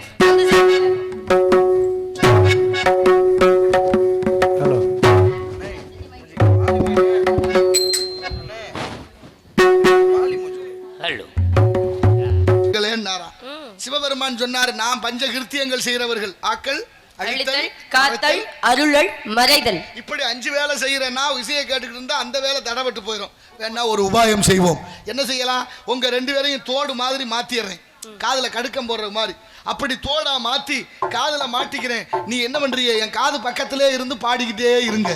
நான் கேட்டுக்கிட்டே மற்ற வேலைகளையும் செய்கிறேன். இன்னைக்கு வேலை பார்க்கும்போது சில பேர் பாட்டு கேட்டுக்கிட்டே வேலை பார்க்குறாங்களா? சொல்லுங்க. பழனிவேல் சுப்ரீம் கோர்ட் வக்கீல் அவர்கள் எனக்கு 500 ரூபாய் அன்பள் பரிசு பெறப்பட்டிருக்காங்க. நீதிமன்றத்தினுடைய வழக்கறிஞர் சொல்லலாமே. அவங்க அப்படிதான் சொல்லி அனுப்பிச்சு விட்டாங்க. அவர் சொன்னா நம்ம சொல்லலாமே. சரி நீங்க சேர்த்து சொல்லுங்க. நான் ஏற்கனவே சொல்லிட்டேன் ஐயா பேர். அன்புள்ளதற்கு நன்றி நன்றி கிடந்த வணக்கம். அன்பள் பரிசு பெற்று சேர்த்த அன்பு அண்ணா அவர்களுக்கு நன்றி நன்றி கிடந்த வணக்கம். நன்றி நன்றி. நமக்கு ஒரு ஆள் தேவைதான் அந்த நீதிமன்றத்திலையும். ஆமா கண்டிப்பா தேவைதான். அது உங்களுக்கு கண்டிப்பா தேவை. என்ன இப்படி சொல்ற? ஆமா நீங்க ஏதோ ஊர்வலம் கலகம் பண்ணுறீங்க உங்களுக்கு தேவைப்படாதா?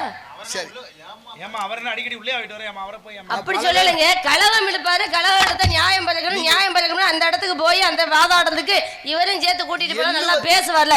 அது சொன்ன நீங்க என்ன குற்றமுள்ள நெஞ்சு குரு இருக்கு மாதிரி வேகமா திரும்புறீங்க. இல்ல இல்ல அது என்ன காரணம் தெரியும். அவங்க எல்லாம் நினைக்கிறது வேற, நான் சொன்னது வேற, நீங்க நினைச்சது வேற. எண்ணம் சரியா இருந்தா எல்லாம் சரியா இருக்கு. நான் என்ன சரியா இருக்கிறது நல்லா பேசுவீங்க. அதனால உங்களோட சேர்ந்து அவரும் சேர்ந்துக்கிட்டா நல்லா பேசுறதுக்கு கொஞ்சம் வாய்ப்பு அதிகமா இருக்கும். அதனால உங்களுக்கு அந்த இடத்துக்கு பழக்கப்பட்ட தேவைன்னு சொன்னேன். வழக்கறிஞர்கள் நீதிமன்றம் செல்லும் போதெல்லாம் ஒவ்வொரு நாளும் ஒரு புது யுக்தியை படித்து கொண்டு போகணுங்கிறது வரலாறு சொல்லுங்க.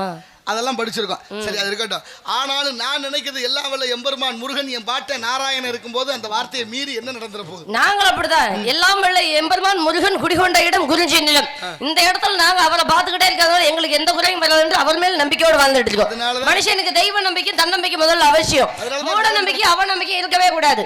தெய்வத்தால் ஆகாதுன்னு முயற்சி தன் மெய்வர்த்த கூடுதல் என்று வள்ளுவர் பெருந்தகை சொன்னார். ஏன் இதெல்லாம் திட்டம் போட்டு 2-3 பேர் இந்த வேலை செய்யறாங்க. பேசவே விடக்கூடாதுன்னு முயற்சி பண்றாங்க. வேற ஒண்ணும் இல்ல. சரி பேசுங்க. 3 மணி நேரம் இல்ல 1 மணி நேரம் நீங்க பேசுனீங்கல்ல. உங்க கூட பேசும்பொழுது எங்களுக்கும் புதிதாக பேசணும்னு ஒரு ஆசை. கேட்டு பேசினா தானே நீ பேசுறதுக்கு நான் பதில் சொல்ல முடியும். அதனால தான் சொல்றேன் நம்பிக்கை என்பது வேணும். தெய்வத்தில் ஆகாதுன்னு முயற்சி தன் மெய்வர்த்த கூலி தரும். முருகப்பெருமான் நம்பிக்கையோடு காவலுக்கு நாங்க வந்தோம். உலகத்துல நிரந்தரம் எதுமா? எதுவுமே கிடையாது. இறைவனும் தமிழும் தானா? தமிழ் மட்டும்தான் நிரந்தரம் கூட சொல்லலாம். இறைவன் கூட நாம் தான் கண்டுபிடித்து வைத்தோம் என்று சொல்கிறார்கள். அப்படி இல்லம்மா. உலகத்துல நிரந்தரம் இறைவனும் தமிழும். அதனாலதான் முருகப்பெருமானுக்கு அலங்காரம் செய்ய நினைத்த அருணகிரி நாவர் அலங்காரம் என்று தமிழிலே பாடினார். அதனாலதான் நிரந்தரமான ஒன்று இறைவனும் பரம்பொருளும். ஏற்கனவே பாடுறாரு மனோன்மய சுந்தரம் இல்லை. ஏற்கனவே பரம்பொருள் இருந்தபடி பாடுறாரா? கன்னடமும் கலிதலுங்கும் கவின் மலையாளமும் உன் உதிரத்தை உதித்தெழுந்து ஒன்று பல வாயிடனும் ஆரியம் போல் உலக வழக்கு அழிந்து ஒளிந்து சிதையா உன் சீரிழமை திறம் வியந்து வாழ்த்துதுமே என்று திறம் வியக்கக்கூடிய தமிழ் இந்த தமிழ். அதனால்தான் கல் தோன்ற மண் தோன்ற காலத்தை முன் தோன்றி வாளோடு மூத்த குடியோடு வாழ்ந்த மக்கள் தமிழ் மக்களும் தமிழும் என்று சொன்னார்கள். சிவபெருமான் உடுக்கையில இருந்து பாருங்க வட திசையில் வடமொழியும் தென் திசையில் தமிழ் மொழியும் பிறந்தது என்று சொன்னார்கள். சிவன் தோன்றியது ஆதியும் அந்தம் இல்லாத கடவுள். அப்பேற்பட்ட கடவுள் இருக்கிற கையில் உடுக்கையாகப்பட்டதிலிருந்து வடமொழியில் வடதிசை என்று சொல்லக்கூடிய அந்த சமஸ்கிருதமும் தென் திசை நோக்கி தமிழ் மொழியும் பிறந்தது என்று சொன்னார்கள். இடையில வந்த வேலை எதை விட்டுறக்கூடாது, மனசு நோகிடக்கூடாது. அடிச்சாலும் பாம்பு நோகாம பாம்படிக்கிற கம்பு நோகாம அடிச்சாலும் பாம்புக்கு நோகாம கம்புக்கு நோகாம அடிக்கிறது. அதை அடிக்கணும் அடிச்சது மாதிரி தெரியக்கூடாது. நடத்துறான் இல்ல. சரி. மக்களை சுரண்டிய ஒரு கூட்டம் இருக்குல்ல, இலவசம்னு சொல்றது மட்டும் இல்ல. அப்படிலாம் சொல்லக்கூடாதுங்க. ஏங்க முட்டாள் என்று சொல்லக்கூடிய ஏமாறுபவர்கள் இருக்கிற வரைக்கும் ஏமாத்தவர்கள் இருப்பாங்க. அப்படின்னா தெளிவுங்கிற ஒண்ணு நம்ம தெளிவு ஒண்ணு நம்ம தாங்க வச்சுக்கணும். ஏன் மனுஷனுக்கு மட்டும் ஆறாத அறிவு பகுத்தறிவுன்னு ஒண்ணு வச்சிருந்தாங்க. எல்லாருமே கால்நாள தான் நடந்து போறோம். ஆனா கால்நடைன்னு 5 அறிவு படைச்ச விலங்குகளுக்கு தான் பேரு. நம்மளும் கால்நடை தான் நடக்குறோம். ஏன் நம்மளுக்கு கால்நடைன்னு சொல்றது இல்ல? ஏன்னா கண் போன்ற போக்கில் கால் போகலாமா அப்படின்னு சொன்ன மாதிரி அதுகளுக்கெல்லாம் போற போக்குல போயிட்டே தான் இருக்கும். கால் போன போக்குல விலங்குகள் போகுது. ஆனா நம்ம பாருங்க, இது இங்க போகணும், இங்க போக கூடாது, இங்க செய்யணும், இத செய்யக்கூடாது, இத பேசணும், இத பேசக்கூடாது அப்படின்னு 6000 புத்தி யாருக்கு இருக்கு? மனுஷனுக்கு தானே இருக்கு. மனம் போன போக்குல போறதுனாலதான் இவர்கள் எல்லாம் மனிதர்கள். மனசுன்னு ஒண்ணு இருக்கு, நினைக்கிற கருவி எல்லாருக்கும் இருக்காங்கறதா இங்க பிரச்சனை. எல்லாருக்கும் இருக்கா அப்படின்னு பிரச்சனை சொல்லக்கூடாது. எல்லாருக்கும் இருக்கு, எல்லாரும் செயல்படுத்தினால் அது சரியாக இருக்கும். பிறக்கும் போதே சிலது எப்படி சொல்றது, எப்படி அத மகன், பாலகன், மைந்தன், மகனே அப்படின்னு 4-5 வார்த்தை இருக்கு. சரி. யார் சொல்றா? அம்மா பிள்ளை சொல்லலாம். அருணகிரியாரே சொல்றாரு. சரி. மகனே வருக, மைந்த வருக, என் ஆருயிர் வருக, முளை உண்க வருக, எண்கண் வருகன்னு பாடுறாரு திருப்புகள்ல. மகனேனாலும் மைந்தன்னாலும் ஒண்ணுதானே, பாலகன்னாலும் ஒண்ணுதானே, பிள்ளைனாலும் ஒண்ணுதானே. ஆமா. ஏன் இத்தனை வார்த்தை வச்சாரு? ஏன்னா மகனேன்னா அர்த்தம் வேற, மைந்தன்னா அர்த்தம் வேற, பிள்ளைன்னா அர்த்தம் வேற, புதல்வன்னா அர்த்தம் வேற. என்ன காரணம்? மகனே அப்படின்னா தன் குடும்பம் மட்டும்னு பாக்குறவன் தான் மகனா. சரி. மைந்தன்னா தன் குடும்பம், சின்னம்மா குடும்பம், பெரியப்பா குடும்பம், பக்கத்து வீட்டு குடும்பம், நண்பன் குடும்பம் எல்லாத்தையும் சேர்த்து பாக்குறது. அதனாலதான் மைந்த வருக. புதல்வன்னா என்ன அர்த்தம்? கடைசி காலத்துல பிள்ளைகள் அப்பாவுக்கு தொந்தரவு இல்லாம இருந்து கொல்லி போடக்கூடிய தன்மையோடு வளர்றவன் பிள்ளை. புதல்வன். பிள்ளைன்னா தொல்லைன்னு அர்த்தம். அப்பா சம்பாரிச்சு வச்சு பிள்ளைங்க சேர்ந்து படுத்துக்கிட்டு சாப்பிட்டு அழிக்கிறது இருக்கா இல்லையா? இப்ப சில பேர் பாலகன்னு பேரு. சரி. உடம்பு வளர்ந்துருக்கும், மூளை வளராம இருக்கும். என்ன சிறு வயது தோற்றம் அப்படின்னு சொல்லுவாங்க. அப்ப இருக்கா இல்லையா? அது பேர் பாலகன். அதனாலதான் இத்தனை வார்த்தையை அருணகிரியார் சொல்லும் போது ஒவ்வொரு வார்த்தைக்கு அர்த்தம் இருக்கும். எல்லா சொல்லும் பொருள் குறித்தனவை என்பது தொல்காப்பியம். நீ சொல்றது மாதிரி எல்லாம் ஒரே மாதிரி இருந்துறது இல்லதான். ஆனா படைத்தவன் அப்படியும் படைக்கிறது. அருணகிரிநாதரை பத்தி ரொம்ப அழகா பேசுறீங்க. ஏன்னா அவருக்கு கெட்ட பின் ஞானி அப்படின்னு ஒரு பெயர் சொல்லலாம். அவருக்கே அந்த உரித்தான வார்த்தையாகும். ஏன்னா அவருடைய எண்ணங்களும் செய்கையும் முதல்ல அப்படியே ஞானியாவே வந்தாரா? கிடையவே கிடையாது. முருகனின் அருளால் அவருடைய எண்ணம் மாறப்பட்டு 12 ஆண்டுகள் சும்மாவே இருந்தாரு. 12 ஆண்டுகளும் தன்னுடைய எண்ணம் அந்த சிற்றின்பத்தை நாடி இருந்ததனால் அந்த சிற்றின்பத்தை போக்கி மீண்டும் அவனுக்காக பேரின்ப வாழ்க்கையின் முருகனின் அருளால் கிடைத்ததுனால்தான் திருவண்ணாமலை கோபுரத்திலிருந்து கீழே விழுந்தவனுக்கு பூச்சண்டை தாங்குவது போல் தாங்கி சும்மா இரு சொல்லாத பவன் சொன்னாரு. அப்படி இருந்தனால்தான் 12 ஆண்டு கழித்து என்னை பற்றி பாடு உன் திருவாயால் முருகன் கேட்டாராம். ஐயா, எனக்கு படிப்பறிவு கிடையாது, நான் எப்படி பாடுவேன் சொல்லும்போதுதான் வேலை எடுத்து நாவில் எழுதி முத்து முத்தாய் பாடு என்று சொல்லும்போதுதான் நீங்க பாடுனீங்களே திருப்புகழ், அதை பாட ஆரம்பித்தார். அப்பேற்பட்ட அருணகிரிநாதருக்கே சிற்றின்பத்திலிருந்து தான் பேரின்பமே கிடைத்தது. எல்லாருமே அந்த அறிவை ஆரம்பத்திலிருந்து பயன்படுத்துவது கிடையாது அல்லவா? அப்படி இல்லம்மா. ஒரு கல் இருக்கு, கல்லுல சிலை செய்யலாமா? இது சிலைக்கு ஒத்து வருமா? படிக்கலுக்கு ஒத்து வருமா அப்படின்னு யாரு கண்டுபிடிக்கிறா? சிற்பிதான். அவருக்கு தெரியுது. ஏன்னா அந்த சாஸ்திரம் அவர் தெரிஞ்சிருக்கு. சிற்ப சாஸ்திரம்னு அவருக்கு தெரியணும். படிக்கிறதுக்கு முன்னாலே பூர்வ ஜென்ம நினைவுன்னு ஒண்ணு இருக்கான். அது அவங்களுக்கு வரணும். அதுதான் அப்பப்ப உறுத்தும். கல்லுக்குள்ள இருக்கிற சிலையை வெளியில கொண்டு வரணும்னா தேவையில்லாதவற்றை நீக்கினால் தேவையான ஒரு உருவம் வருது. ஏன்னா கல்லுக்குள்ள மட்டும்தான் பஞ்சபூதங்கள் அடங்கி இருக்குன்னு சொல்லுவாங்க. அதனாலதான் இறைவனாகப்பட்டவனை கல்லுக்குள் கண்டார்கள். கல்லினுள் தேரைக்கும் கற்ப உயிருக்கும் புல்லனவை தந்து போற்றணும்னா அதன்னு கவி சொல்லுது. ஏன்னா கல்லை கண்ட நாயை காணாம், நாயை கண்டால் கல்லை காணாம் என்ற வாசகத்தை மறுவி கல்லை கண்டால் நாயகனை காணாம், நாயகனாக பார்த்தா அந்த கல்லை காணாம் என்று வார்த்தை மருவியது. திருமூலர் சொல்றார், மரத்தில் மறைத்தது மாமத யானை, மறைத்தது மாமத யானைன்னு பாடுறாரு. ஒரு யானை சிற்பம் மரத்துல இருந்தா அது மரம்னு தெரியாதான் யானையாக கண்டால். நான் அது யானை இல்லாமல் மரமாக பார்த்தா மரமா தெரியும். அதுதான் அந்த பழமொழிக்கும் இந்த பழமொழிக்கும் உள்ள வேறுபாடுகளும் வித்தியாசங்களும் ஒரே கருத்துக்களும். அப்படி மனிதர்கள் தான். எல்லாரும் மனிதர்களா நடந்து கொள்வோமா என்றது அவரவர் சிந்தனையை பொறுத்து. எவ்வளவு பெரிய உயர்ந்த கருத்தானாலும் ஒரு நாள் இல்ல ஒரு நாள் அது ஒரு மாற்றத்துக்கு உள்ளாக்கப்படுது. இருக்கா இல்லையா? அதனால நிரந்தரமானது உலகத்துல எதுவுமே இல்ல. ஒண்ணு இறைவன், இறைவனை தாங்குற தர்மம், இறைவனை போற்ற தமிழ். தமிழ் ஒன்றுக்கு தான் அரிது அரிது மானிடராய் பிறத்தல் அரிது. அதனன் மரிது கூன் குருட்டு செவிடு பேடு நீங்க பிறத்தல் அரிது. பிறந்தல் காயினும் ஞானமும் கல்வி நயன்றல் அரிது. ஞானமும் கல்வி நயன்றல் காயினும் தானம் தவம் செய்தல் அரிது. தானம் தவம் செய்தல் காயினும் வானவர் வழி தேடி செல்வீரே அப்படின்னு சொன்னாங்க. யார் யார் பண்ணது? அவை பாடினா. யாருக்கிட்ட பாடினா? அழகாக பாடினா முருகப்பெருமானிடம் கேட்டாரு முருகன் வந்து. ஆமா, ஒவ்வொன்றா வரிசைப்படுத்தி பாடு. அரிது எது, பெரிது எது, இனியது எதுன்னு கேட்டா. ஆமா. பாடினால இனிது இனிது ஏகாந்தம் இனிது. சரி. அதன் மினிது ஆதியை தொழுதல். அதன் மினிது அறிவினரை சேர்ந்து. அதன் இனிது அறிவுள்ளோரை கனவிலு நனவிலும் காண்பதே இனிது. என்ன அர்த்தம்? இனிது இனிது ஏகாந்தம் இனிது. சரி. ஏகம்னா எத்தனை? ஒண்ணு. அந்தம்னா? அந்தம்னா உலகம் சொல்லலாம். தனிமை. அண்டம்னா தான் உலகம். ஆமா. இது அந்த ஏகாந்தம். ஏகம்னா ஒண்ணு, அந்தம்னா தனிமை. தனிமையான ஒண்ணா? தனிமையா இருக்கணுமா? ஒரு ஆளா தனிமையா உட்கார்ந்துரு. சரி. ஆனா உட்கார்ந்துகிட்டு கண்டதே நினைக்காத. இனிது இனிது ஏகாந்தம். அதனினும் இனிது ஆதியை தொழுதல். எப்படி சொல்றா பாரு, முருகனுக்கு சொன்ன பதில் இது. அடுத்து இனியதுக்கு அடுத்து கொடியது எதுன்னு கேட்டான். வறுமை. முருகன் கேட்டான். என்ன சொன்னாரு? கொடிது கொடிது வறுமை கொடிது. அதனினும் கொடிது இளமையில் வறுமை. அதனினும் கொடிது ஆற்றனா கொடுநோய். அதனினும் கொடிது அன்பில்லா பெண்டில் கையில் வாங்கி உண்பதே ஆகும். அன்பில்லா பெண்டிர் அதனினும் கொடிது அவங்க கையில வாங்கி உண்பதா. இன்புற அவள் கையில் உண்பதுதான். அதனை இன்புற அவள் கையில் வாங்கி உண்பது. அதை இன்பம்னு நினைச்சுக்கிட்டு சாப்பிடுறது தப்புன்னு சொல்றா. 10வது ஏற்ற பதிவிரதை உண்டானால் எக்காலம் கூடி இருக்கலாம். சற்றேனு ஏறுமாறாக இருப்பாள யாமாகிர் கூறாமல். உணவுக்கு மட்டும் அந்த அவை அதை சொல்லி வைக்கல. ஒருத்தி வந்து பரிமாற உணவு இன்முகத்தோட பரிமாற ஒப்புடன் முகமிழந்து உபசரித்து உண்மை பேசி உப்பில்லா கூழ் வார்த்தாலும் உண்பதே அபந்தமாகுமா. முப்பழமோடு பாலன முகம் கெடுத்துடுவாராயின் கப்பிய பசியோடு கடும்பசி ஆகும் தானே சொன்னாங்க. ஆனா இது என்ன காரணம் தெரியுமா? ஒரு பெண்ணாகப்பட்டவள் தனக்கு கொடுக்கக்கூடிய உணவாகப்பட்டது இன்முகத்தோடு பரிமாறல. இதை சொல்லல. தன்னுடைய வாழ்க்கையிலும் தன்னுடைய கணவனுக்கு இல்லறத்தில் இன்முகத்தோடு இருந்தால்தான் அந்த வாழ்க்கை நிக்குமா, இல்லைன்னா அது கசக்கும்னு 2 விதமா சொல்லி வச்சாங்க. அவதான் சொல்றா, சித்திரமும் கைப்பழக்கம் செந்தமிழ் நாப்பழக்கம் வைத்ததொரு கல்வி மனப்பழக்கம் நித்த நடை நடை பழக்கம் இதெல்லாம் பழகி பழகி கத்துக்கலாம். நட்பும் தயையும் குடையும் பிறவிக்கணும். அது மாதிரி ஒவ்வொருத்தருக்கும் ஒரு குணம் இருக்கு. அது வெளிப்படும் போது தெரிஞ்சிடாது. குணம் நாடி குற்றம் நாடி அவற்றுள் மிகை நாடி மிக்க குழல் என்றார். ஔவையார் பாடுனது ஒரு பெண்ணு கொடுமையா இருக்கிறா, கணவன் ரொம்ப சாந்தமா இருக்கிறா, இப்படி கொடுந்தேலா இருக்கிறாளே, உனக்கு ஏற்ற மாதிரி மனைவி இல்லைன்னா நீ சன்னியாசம் போன்னு பாடுனா. சொன்னால அப்படி ஒரு பொம்பளை கையில நீ சாப்பிடுறது வேணும். காணக்கண் கூசுதே கையெடுக்க நானுதே வீணுக்கு என்பெல்லாம் பற்றி எரிகின்றது ஐயையோ அன்பிலால் இட்ட அமுது. பெண்ணுன்னா எப்படி இருக்கணும்?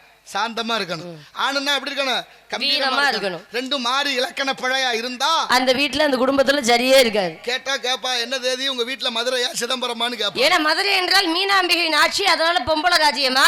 சிதம்பரம் என்றால் ஐயன் சொக்கநாதனின் ஆட்சி, அதனால ஆம்பளை ராஜ்யமா அப்படின்னு சாடையா கேட்கல வழக்கம். கணவனும் மனைவி எப்படி இருக்க கூடாதுங்கிறதுக்கு பல உதாரணம் சொல்லலாம். ஒருத்தர் என்ன பண்ணாரு, வேக வேகமா சிவபூஜை பண்ணிக்கிட்டு இருந்தாரு. ஓம் சிவாய நம, ஓம் சிவலிங்காய நம, ஓம் பவாய நம, ஓம் பவலிங்காய நம, ஓம் ஏகாய நம ஏகதந்தாய் சொல்லிட்டே இருக்காரு. ஒரே ஒரு வில்வ இலை கிள்ளி கிள்ளி போட்டுக்கிட்டே இருந்தாரு. இலை முடிஞ்சு வச்சு வெறுங்கையை ஆட்டிட்டாரு.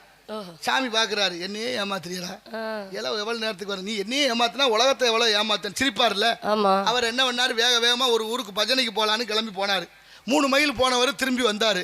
வீட்டுக்காரம்மா கேட்குது, என்னங்க வேகமா போனீங்க, திரும்ப வந்துட்டீங்களே. ஒன்றும் இல்லை, வேணும் அவசரத்தில் விளக்கு அணைக்காம போயிட்டேன், என்ன எரிஞ்சு தீந்துட போகுதேன்னாரு. அந்த அம்மா சொன்னா, உங்க மனைவியா இருந்துக்கிட்டு அதை கூட செய்யாம இருப்பனா, நீங்க அந்த பக்கம் காலடி எடுத்து வச்சோன்னே நான் விளக்க அணைச்சிட்டேன்னா அவ. இப்ப இவ கேட்கிறா, 3 மைல் நடந்தே வந்தியில செருப்பு தேஞ்சிருக்குமேன்னா.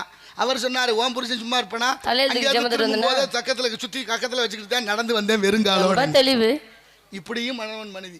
ஆனாலும் விருத்தாச்சலத்துல விருத்தபுரீஸ்வரர் அன்றாட வணங்கிய சிவகுரு ஆரியாம்பாள்னு 2 பேர் ரொம்ப நாள் குழந்தை இல்லாமல் தூங்குற போது கனவுல இறைவன் வருகிறான். ஆரியாம்பா கனவுல முதல்ல வர்றான். பெண்ணுக்கு முன்னுரிமை. ஏன்னா இறைவன் இடப்பாகத்தை கொடுத்தவர் இல்லையா, சக்திக்கு கொடுத்திருக்காரு. இடப்பாகம் பெண்களுக்கு சதவீதத்தை பிரிச்சு கொடுத்தது முதல் அவர் தான். அதனாலதான் பெண்களுக்கு இன்னுமே இந்த விழா எலும்பு என்று சொல்லக்கூடியது ஆண்களை காட்டிலும் ஒரு எலும்பு அறிவியல் ரீதியாக அதிகமாக 1 மட்டும் அதிகமா இருக்கும் இருக்கு. அதனாலதான் பாடக்கம்பு கூட ஒரு கம்பு சேர்த்து வச்சு கட்டுற வழக்கங்கள் எல்லாம். அதனாலதான் பெண்களுக்கு இடுப்பில் குழந்தையாகப்பட்டதும் பானை தூக்கும் பொழுது அது தாங்கும். ஆனா ஆண்களுக்கு தாங்குவது கிடையாது. ஏனென்றால் அந்த ஒரு எலும்பாகப்பட்டது பெண்களுக்கு கொடுக்கப்பட்டது அன்றே சொல்லி வைத்தார்கள். அதனாலதான் தண்ணி குடத்தை இடுப்புல வைக்கிறது நாங்க நல்லா எதவா இருக்கிறதுக்கு அதெல்லாம் சரியா இருக்கு. ஆனா உங்களுக்கு எல்லாம் மொத்தமா தான் எங்கிட்ட தூக்கி வைக்கிறது. உங்களுக்கு என்ன இடுப்பு இருக்கிற எங்களுக்கு இருக்கே, ஏன் தெரியாது? ஆட்டுக்கல்லு அம்மிக்கல்லு உரலு உலக்க அந்த வேலை. என் வீட்டுல எல்லாம் ஆட்டுக்கல்லு அம்மிக்கல்லு திருக முதற்கொண்டு வாங்கி வச்சிருக்கேன் பாக்குறதுக்கு காட்சி பொருளா. வேற ஒருத்தர அரைக்கிறதும் இல்லாத என்னத்தை சொல்றது. நாளைக்கு வாங்கி வச்சிருக்கேன் என் பிள்ளைகளுக்கு எல்லாம் நாளைக்கு காமிக்கணும். இதுதான் ஆட்டுக்கல்லு அம்மிக்கல்லு திருக, இப்படிலாம் நம்ம முன்னோர்கள் பயன்படுத்தணும், நாமளும் பயன்படுத்தணும் அப்படின்னு காட்டணும். ஒரு அம்மா சொன்னாலாம், என்னன்னு, பேத்திக்கு டேடி இங்க வாடி, இதுதான் பேத்தி அவங்க பாட்டி காலத்துல இதுதான் அடுக்கு பானையா, நெல்லு பானை, இதுதான் மிளகா பானை, இதுதான் புளி பானை அப்படின்னு ஒவ்வொன்றையும் வைக்கிற பொருளை காமிச்சாலாம். அப்புறம் கொஞ்ச நாள் அம்மா வந்து சொன்னாலாம் இது புளிப்பானை இருந்த இடம், இது உப்பு பானை இருந்த இடம், இது மிளகா பானை இருந்த இடம்னு இடத்த காட்டினா. சரி, இப்ப நான் என் பிள்ளைக்கு என்ன காட்டுறேன்னு அவ புலம்புனாலாம். அவங்க எல்லாம் அதெல்லாம் காட்டி வந்தாங்க. இப்ப ஒண்ணும் இல்லாம போச்சு. இப்பெல்லாம் எப்படி காட்டக்கூடாதுங்க. எங்க அம்மா அப்பா எல்லாம் என்னுடைய மாமனார் மாமியார் எங்க இருக்காங்க, முதியோர் இல்லத்துல இருக்காங்க. அப்படி காட்டி வளர்க்குறாங்க. அப்ப நாளைக்கு நம்ம பிள்ளை நம்மளே அப்படித்தானே சேர்க்கும். எப்படி பெற்றவர்களை பார்த்து பிள்ளைகள் வளர்கின்றதோ அது போலதான் நமக்கும் அந்த கதி நடக்கும் என்று தெரியணும். என்ன விதைக்கிறோமோ அதுதான் திரும்ப அறுவடை முடியும். இப்ப கனவுல வந்து இறைவன் கேட்கிறாரு ஆரியம்பா கனவுல. என்ன கேட்டா, என் கோயிலுக்கு என் வாசலுக்கு அலையிற குழந்தை இல்லாம இருக்க, ஆமா ஒரு குழந்தை கொடுக்கலாம்னு நினைக்கிறேன், எப்படி புள்ள வேணும்னு கேட்டார். சரி, நம்ம எல்லாம் என்ன கேட்போம்? அழகா இருக்கணும், அறிவா இருக்கணும், நல்லா நீண்ட ஆயுசோட இருக்கணும், செக்கச்சவேர்னு இருக்கணும், அதை விட நிறைய சம்பாதிக்கணும், அப்படி என்னென்ன வேணுமோ கேட்போம். அந்த அம்மா சொன்னா, எனக்கு குழந்தை கொடுக்குறேன்னு நீங்க சொல்றீங்களே, நான் எதுக்கு என் வீட்டுக்காரரை கேட்டு சொல்றேன். கனவுல நேர்ல கூட இல்ல, என் வீட்டுக்காரரை கேட்டு. இன்னைக்கெல்லாம் சில வீட்டுகளில் போய், ஏமா ஒரு 10 லட்ச ரூபா பணம் வருது, ஏதாவது பண்ணிக்கலாமா, தெரியாம வச்சுக்கலாமா, வீட்டுக்கு அந்த ஆள்கிட்ட சொல்லி தொலைஞ்சிடாதீங்க, வாங்கி தர்றேன், வாங்கி இருக்கா இல்லையா? இருக்கு. அதே ஆம்பளை போய் கேட்டு பாருங்க, அவ பக்கத்துல ஒரு வார்த்தை கூட போட்டுறாதீங்க, தெரியாம நானே கட்டிக்கிறேன்னு சொல்லிடுவாங்க இந்த ஆம்பளை எல்லாம். இருக்கா இல்லையா? ரெண்டு பக்கம் சிக்கல் இருக்கு. ஆனாலும் அவர் சொன்னா, அந்த அம்மா சொன்னா, என் வீட்டுக்காரரை கேட்டு சொல்றேன். சரி, கனவு அப்படியே மறையுது. ஐயா கனவுல போறாரு, ஐயா கிட்ட போய் அதே வார்த்தையை சொல்றாரு. அவரும் பாருங்க ஒருமித்த கருத்தோட சொன்னாரு, என் மனைவியை கேட்டு சொல்றேன்னாரு. நல்லறமாக 2 பேரும் தூக்கத்துல இருந்து விழிக்கிறாங்க. கனவு முடிஞ்சிருச்சு. ஏமா இந்த நேரத்துல எந்திரிச்சா? ஒரு கனவு. நீ ஏன் எந்திரிச்சிய? எனக்கு ஒரு கனவு. என்ன கனவு? இந்த மாதிரி வந்தது. நீ என்ன சொன்ன? நான் உங்களை கேட்டு சொல்றேன்னு சொன்னேன். உங்களுக்கு கனவு, நானும் உன்னை கேட்டு சொல்றேன்னு 2 பேரும் சேர்ந்து பேசி முடிவு பண்ணி, நமக்கு என்ன வேணும்னு அந்த கடவுளுக்கு தெரியாதா, இறைவனுக்கு தெரியாதா? நம்மளா விருப்பம் சொல்லணும். வேண்டத்தக்கது அறிவோயினி, வேண்ட முழுதும் தருவோயினி, பாலுக்கு பாலகன் வேண்டி அழுதிட பார்க்கடல் ஈந்த பிரான். ஒரு குழந்தை அழுததுக்கே பார்க்கடலே கொடுத்த சிவபெருமான், தாயினும் சால பரிந்து என்று பாடிய அந்த பாட்டுக்குடையவன், நமக்கு என்ன வேணும் கொடுக்க தெரியாதான்னு பொறுமையோடு இருந்தார்கள். அப்படி இருந்த இடத்துல கொடுத்த குழந்தைதான் ஆதி சங்கரர். தன் தாய்க்காக கிழக்கே ஓடிய நதியை மேற்கே திருப்பிய மகான் ஆதி சங்கரர். கனகதாரா சோத்திரம் பாடி பொன்மாரி பொழிந்த கதைகள் எல்லாம் இந்த உலகத்துல உண்டு.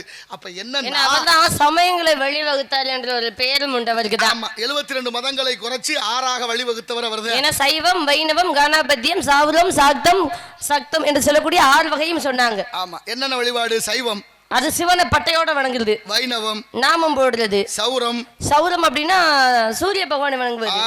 சௌரம்னா சூரியன். கணபத்தியம், விநாயகர் பெருமானை வணங்குறது. ஆமா, கௌமாரம், முருகப் பெருமானை வணங்குறது. சக்தி வழிபாடு ஒன்று இருக்கு. ஆமா, சாக்தம் என்று சொல்லக்கூடியது. சாக்தம். மொத்தம் 6 வழிபாடு இந்த உலகத்துல உண்டு. சிவனுக்கே 4 சக்தி: அருள் சக்தி, போர் சக்தி, புருஷ சக்தி, கோப சக்தி. அருள் சக்தி உமாதேவியார், கோப சக்தி காளி, போர் சக்தி துர்க்கை, புருஷ சக்தி விஷ்ணு. எம்பெருமான் முருகனுக்கு 2 சக்தி, ஒன்று ஞானா சக்தி, இன்னொன்று கிரியா சக்தி. அதனாலதான் ஞான பூரண சக்தி தரித்தருள் பெருமாள். அதனால சிக்கலில் வேல் வாங்கியாலும் வேல் என்றதுக்கு ஞானா சக்தி என்று பெயர். கிரியா சக்தி என்று சொல்லக்கூடிய திருப்பரங்குன்றத்தில் தெய்வ யானை மறந்தால் அவள் பெயர் கிரியா சக்தி என்று பெயர். நம் மனிதர்கள் தன்னை உணர வேண்டும். அதுக்கப்புறம் எல்லாத்தையும் சமநிலையா பார்க்க வேண்டும். ஒன்றாக காண்பதுவே காட்சி, ஒன்றாக காண்பதுவே கவனம் என்ற அந்த சிந்தனைக்கு வந்து விடணுமா? அப்பதான் உள்ளே இருக்கிற அறிவு பிரகாசப்படுறதுக்கு தான் படிக்கிறது, அறியாமையை போக்குறதுக்கு. எப்படி இப்போ ஒரு மரம் இருக்கு, ஒரு வியாபாரி பார்த்தாருன்னா எவ்வளவு விறகு தேரும்னு பார்ப்பாரு. ஆமா. அதே நேரம் ஒரு ஆசாரி பார்த்தாருன்னா நிலம் எத்தனை தேரும், ஜன்னலுக்கு எத்தனை வரும், அவரு கணக்கு அப்படி போகும். ஒருவேளை ஒரு சிற்பம் செய்யறவர் பார்த்தாருன்னா எப்படி ஒரு சிலை செய்யலாம் அப்படின்னு அவர் யோசிப்பாரு. அப்ப பாக்குற பொருள் ஒண்ணுதான், ஆனா கண்ணோட்டங்கள் வேற அல்லவா? ஒரு 2 பொம்பளை பிள்ளைங்க வாய் வலிக்காது. வாய் வலிக்குதா? இல்ல கேட்கல. அப்புறம் அதுக்கு தானே வந்தோம், வாங்குறோம்ல, பேய்த்தானே ஆகணும்.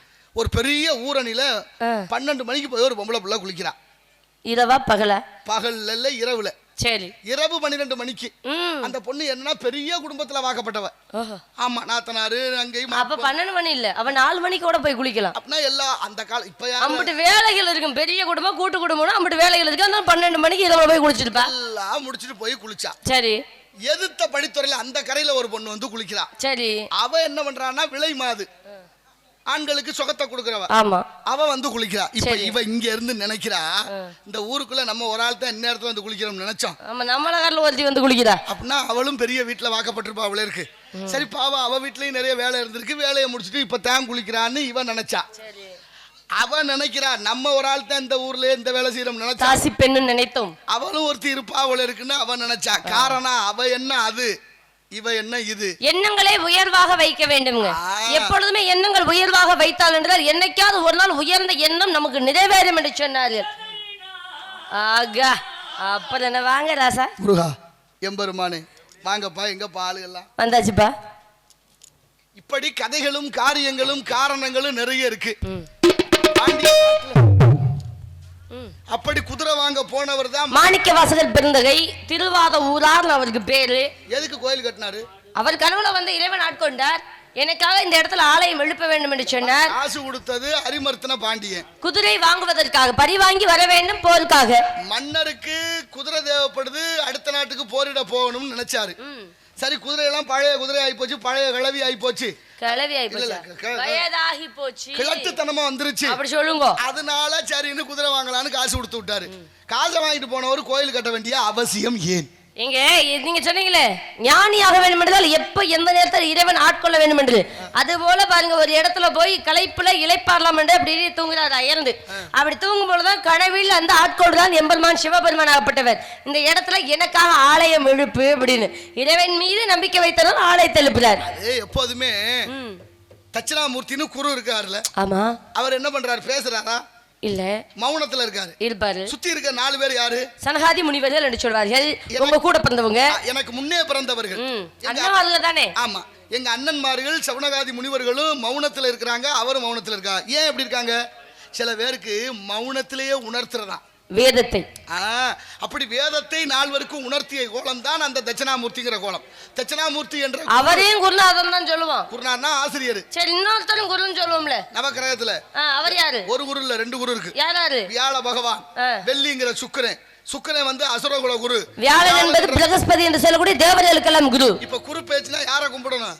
யாரை கும்பிடணும்? அந்த வியாழ பகவானை கும்பிடணும். சுக்கிர பெயர்ச்சினா, வெள்ளி பெயர்ச்சினா அவரை கும்பிடணும். ஆனா எல்லாம் தட்சிணாமூர்த்தி கோயில்ல போய் நிக்கிறோமே. ஏன்னா அது யாருக்கு உபதேசம் செய்த இடம் நம்ம தெரிஞ்சுக்கணும். அங்க அமைதியாக இருந்து ஞானத்தை ஒன்று இல்லாம. ஏன்னா நம்ம பக்கத்துல இருக்கக்கூடிய திரு பட்டமங்கலம் என்று சொல்லக்கூடிய ஊர்ல கூட பாருங்க, தட்சிணாமூர்த்தியாக வடிவு கொண்டு மங்கைகளுக்கெல்லாம் விமோச்சனம் கொடுத்து பட்டு போன மங்கைகளை மீண்டும் தான் பட்டமங்கலம் என்று பெயர். ஏன்னா திருப்பத்தூர் கருகாமையில் இருக்கு பாத்தீங்களா, அங்க இருக்கக்கூடியவர்கள் தட்சிணாமூர்த்தி. அங்கே சென்ற வேண்டும் என்றால் ராகு கால நேரத்தில் சென்று நமக்கு வேண்டியவர்களை பெற்றுக்கொள்ளலாம். படிக்கணும் புள்ள, நல்ல வேலை வாய்ப்பு கிடைக்கணும் அப்படின்னு நினைத்தவர்கள் அங்கே போனா நினைத்த காரியம் கிடைக்கும். அது கல்லால மரத்தடியில உட்கார்ந்து தட்சிணாமூர்த்தி விரல் இப்படி வச்சிருக்கிறாரு. இதுக்கு பேரு சின்முத்திரை. ஆமா, சின்னன்னா ஞானம், முத்திரைனா அடையாளம், ஞான அடையாளம். இது ஜீவாத்மா, இது பரமாத்மா.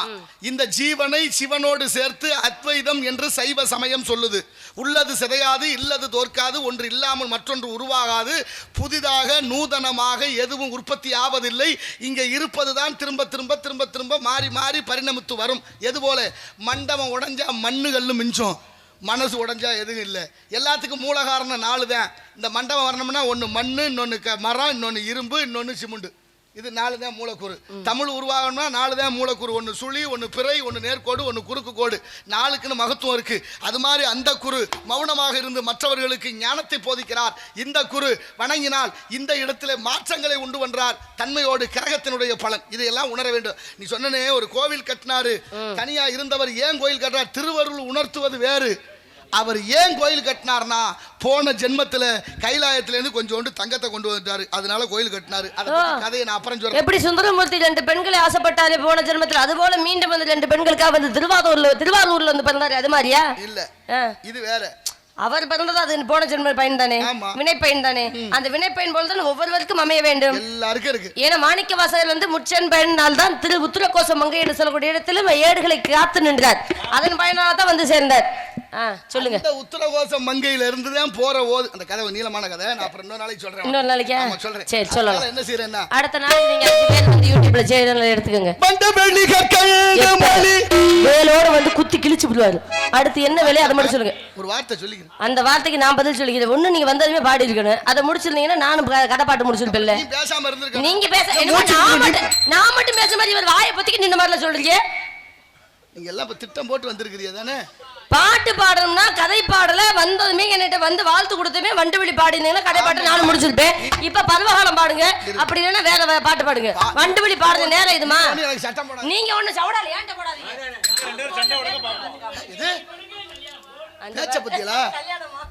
பேச்ச பத்தில என்ன என்ன என்ன பேசக்கூடாது இல்ல, என்ன என்ன மூக்கெல்லாம் குத்தி இழுத்து சொன்னேன். என்ன பேசுறீங்க? வண்டுவெளியா? வண்டுவெளி எப்ப பாடுறீங்க? அது இல்ல உனக்கு, அதனால பாடக்கூடாது. என் கண்ணை பார்த்து இல்லைன்னு சொல்றீங்களா? என்ன உமக்கு கண்ணு தெரியலையே? என்னப்பா மூக்க கிழிக்கிறேங்கற என்ன பேச்சு நீங்க பேசுறீங்க? இவ்வளவு நேரம் பேசிட்டு காது வரைக்கும் பேசிட்டு அடுக்குமா முருகா, இந்த வேலை இடத்துக்கு நீங்களே வாங்க, நியாயத்தை பேச.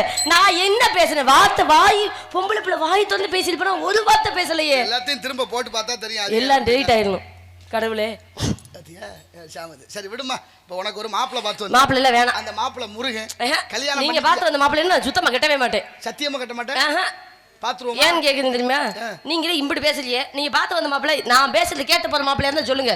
ரொம்ப லொடலோட பேசுறாங்களே எனக்கு பிடிக்காது. அப்படிதான் இருக்கு வீட்டுக்காரரு. ஏம்மா பங்கஜம், ஐயோ கதை பேச ஆரம்பிச்சிட்டாரு. அவர் கடுப்புல கிளம்பிடுவாங்க. அப்புறம் ஒண்ணு என் பங்கஜம், உனக்கு ஒரு விஷயம் தெரியுமா?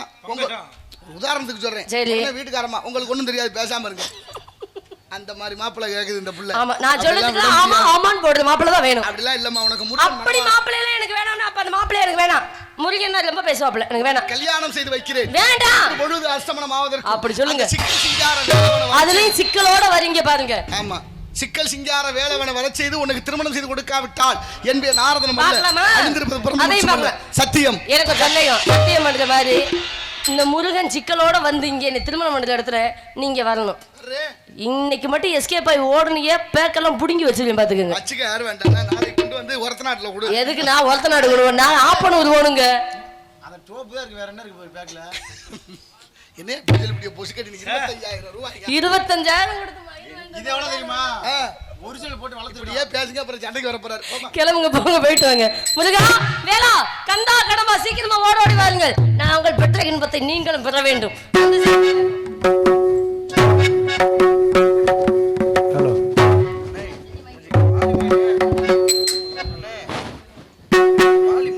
ஹலோ.